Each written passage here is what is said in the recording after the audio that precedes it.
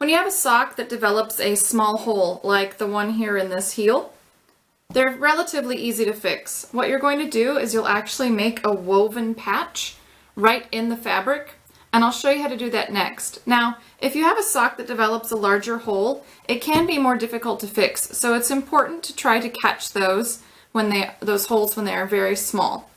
But I'll show you some tips and tricks for fixing the larger holes too. Let's start with the small one though. So the first thing that you need to do is go ahead and measure off another length of yarn. You'll want to be generous with yourself because you will actually use this to create a square around your hole, and then you'll use it to weave across that hole as well. Remember, it's really easy to add yarn though, so it's okay if you need to add more yarn as we go through. I think it's easiest to work with a length of yarn that is about a yard long, but your mileage may vary, so you might need to use a longer or shorter length for comfort. So now that we have our tools all gathered up and ready to go again, I'm actually going to switch out my tapestry needle that is blunt for one that is sharper, like this one. It's nice and sharp.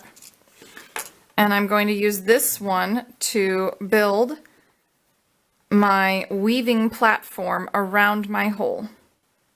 And we can see that's a fairly large hole. You can see right here where there's just a little bit of yarn that's holding it together. So we're going to go ahead and build that little platform. We're going to start on one side and weave our way up, and then over, and then down and across. So as you get ready to start your weaving, you want to make sure that you go just outside of where the hole is.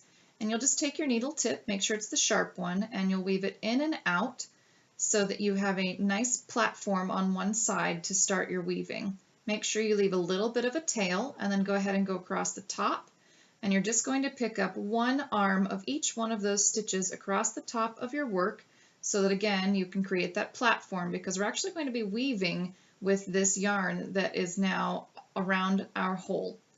So once you've gone up two sides, it's time to turn your work and then go ahead and again just insert that needle tip, and about every other row you want to pull up a strand and you want to pull that yarn through, and then you'll go ahead and you'll work your way across the top so that you close your square. And again, we're just going to try to pick up one arm of every stitch across the top so that we can make that weaving platform.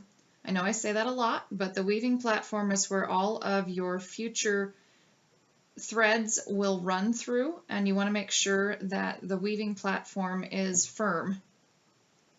So now that we have our square, it's time to start weaving. So you'll just pick a spot and you'll run your yarn from side to side.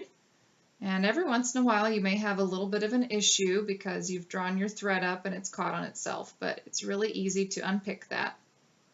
Then you'll go ahead again and you're just going to run that yarn from side to side and fill up your weaving area. And it's really important that when you do this, you are sticking your needle under the new yarn that you have threaded through on both sides. And it's okay if you go under the old stitch as well.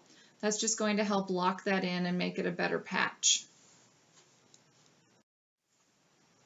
Once you have completely filled up the side to side or the horizontal, either way, it's time to go ahead and make your warp, as we're going to think of it, in the opposite direction. And what you want to do is make sure that you go under, over, so that you run your needle under and then over and then under and then over each one of those previous threads, so that as you build the woven patch, you are essentially using your needle to weave.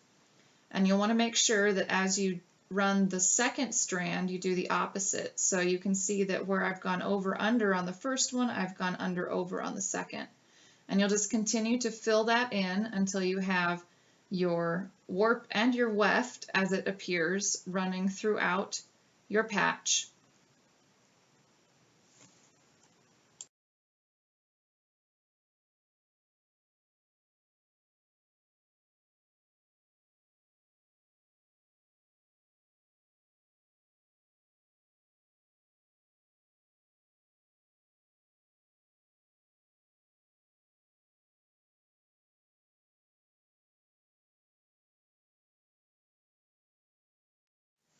Now, once you have your patch done, you may notice that it has some holes in it. At this point, you can go back in with your yarn and fill in those holes by just running some extra threads wherever you think it needs to have just a little more yarn so that it's a little more solid.